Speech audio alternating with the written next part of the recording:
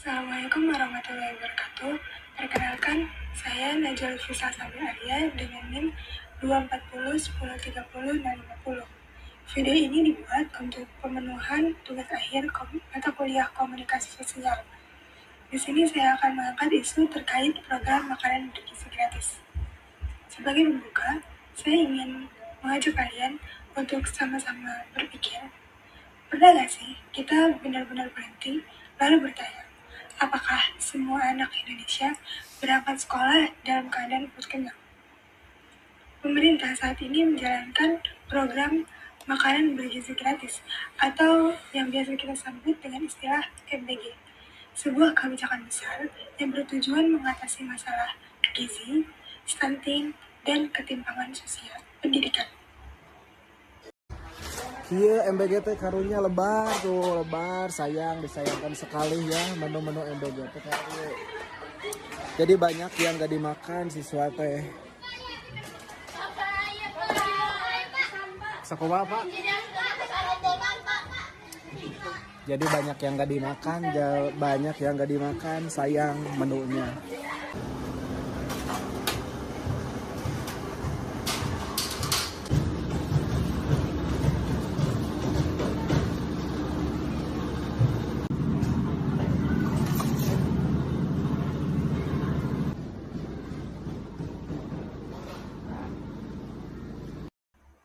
Namun setelah kita melihat video tadi, kita melihat makanan bergizi yang menumpuk belum tersentuh.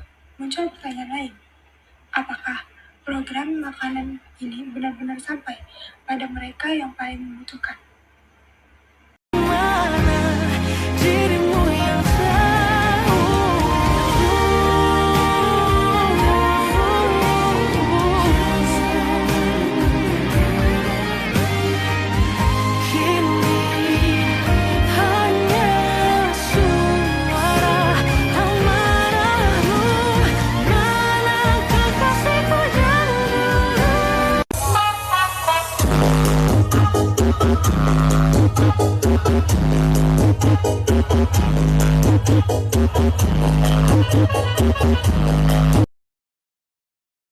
Dalam dua video tadi, kita melihat dua realitas yang sangat kontras.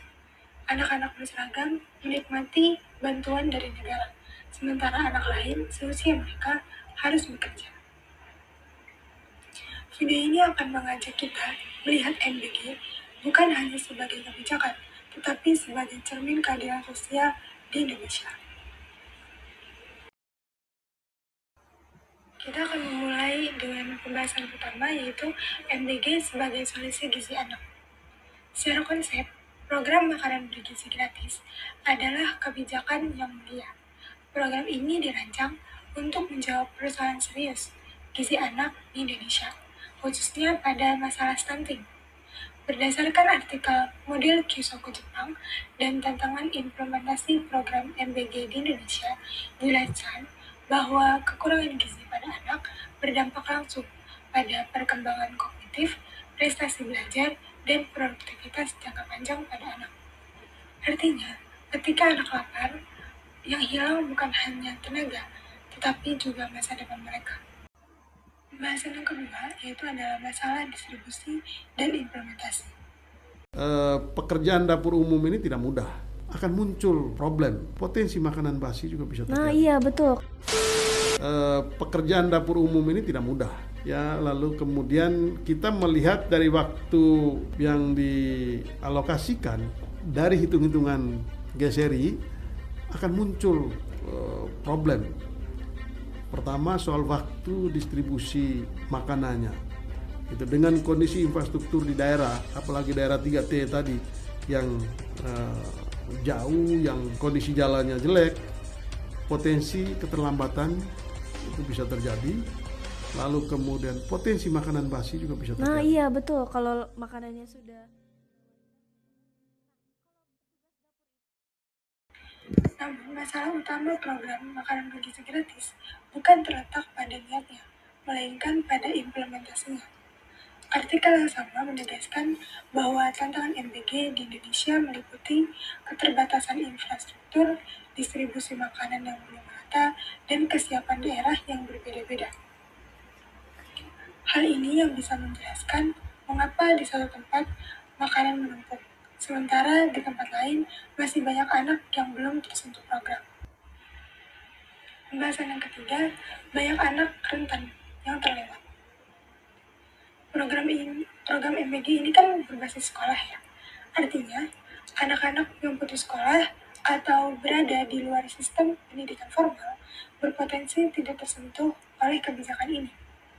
Dalam artikel persepsi Gen Z terhadap program MBG, disebutkan bahwa MBG dipandang sebagai bentuk bantuan sosial, namun masih menyisakan kekhawatiran terkait ketepatan sasarannya. Padahal, seringkali justru merekalah yang paling membutuhkan bantuan gizi. Pembahasan yang keempat, yaitu adalah isu anggaran dan pengawasan. Selain distribusi, isu yang lain mencuat adalah anggaran. Program MBG ini menelan dana yang sangat besar, dan hal ini memicu kekhawatiran publik. Artikel yang sama menunjukkan bahwa generasi Z mendukung tujuan MBG, namun mempertanyakan efisiensi dan pengawasan anggarannya. Tanpa pengawasan yang kuat, kebijakan baik bisa berubah menjadi pemborosan. Pembahasan yang kelima, yaitu adalah MBG bukan hitam putih. Melalui analisis SWOT, kebijakan makan siang gratis dijelaskan bahwa MBG memiliki kekuatan dan kelemahan. Dari sisi kekuatan, meningkatkan kesehatan dan prestasi belajar siswa. Kemudian dari sisi kelemahan dan ancaman, tantangan logistik, beban administrasi sekolah, dan ketidakstabilan harga pangan. Artinya, program ini tidak bisa dilihat secara hitam putih saja. Ngomong-ngomong soal MBG, ternyata program kayak gini udah diterapin di Jepang sekitar abad ke-18. Kira-kira ada kasus keracunan nggak ya?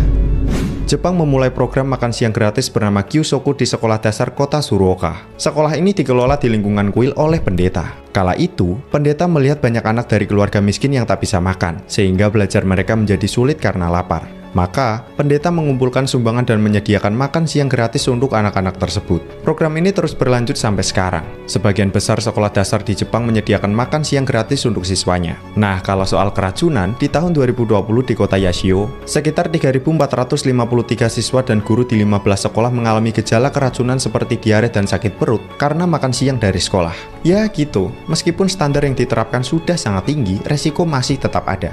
Gimana menurut kalian? Selanjutnya, pembahasan yang keenam. Di sini ada perbandingan dengan program Kyusoku Jepang. Setelah kita melihat video tadi, kita melihat ke negara lain, salah satunya seperti Jepang, dengan program Kyusoku. Makanan bergizi di sekolah tidak hanya dipandang sebagai bantuan sosial, tetapi juga sebagai bagian dari pendidikan itu sendiri. Anak-anak tidak hanya makan, tapi juga belajar tentang nilai gizi, disiplin, kebersamaan, dan juga tentang menghargai makanan. Program ini berhasil karena adanya kolaborasi kuat dari pemerintah, sekolah, dan juga masyarakat.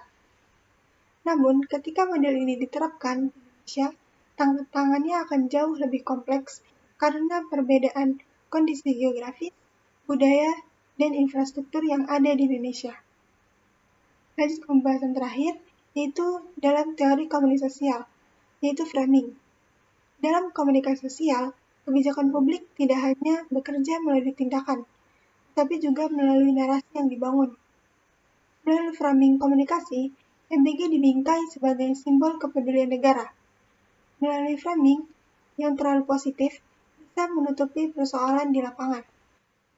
Disinilah kritik publik menjadi penting, bukan untuk menjatuhkan kebijakan, tetapi untuk memastikan bahwa kebijakan itu benar-benar bekerja dan berjalan dengan baik. Sebagai penutup dari persoalan ini, program makanan bergizi gratis bukanlah kebijakan yang salah, namun kebijakan publik. Tidak cukup hanya dengan niat baik. Video anak-anak tadi mengingatkan kita bahwa keadilan sosial bukan soal memberi sama rata, tetapi memberi sesuai kebutuhan. Jika MBG ini benar-benar berdampak, maka distribusi harus tepat sasaran, anak rentan harus dipikirkan, dan pengawasan harus transparan. Maka dari itu, Kita sebagai masyarakat jangan hanya jadi penonton kebijakan, diskusi kritis, dan kawal mereka, karena masa depan anak-anak ini adalah masa depan kita semua. Terima kasih telah menonton video ini sampai selesai. Kurang lebihnya mohon maaf. Wassalamualaikum warahmatullahi wabarakatuh.